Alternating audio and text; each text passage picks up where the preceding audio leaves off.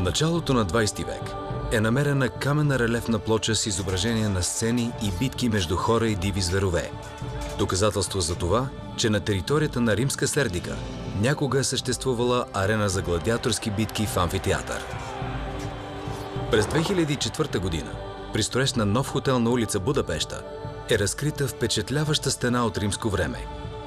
При проучване на терена е открит уникален археологически комплекс.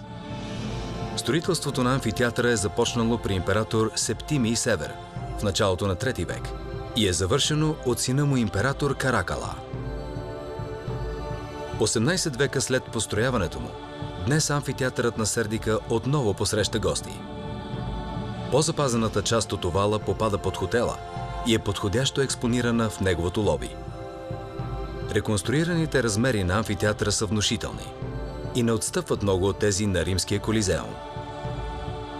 Античните руини са съхранени в действителния им вид. Арената е покрита с пясък, а глинените плочи още пазят отпечатъците на животни. Запазени са 7 каменни седалки, както и помещения за артисти, гладиатори и зверове.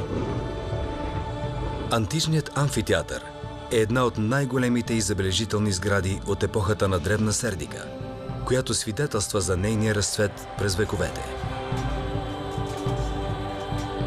Фактът, че в рамките на амфитеатъра е открит по-стар театър, прави находката уникална и без аналог в света.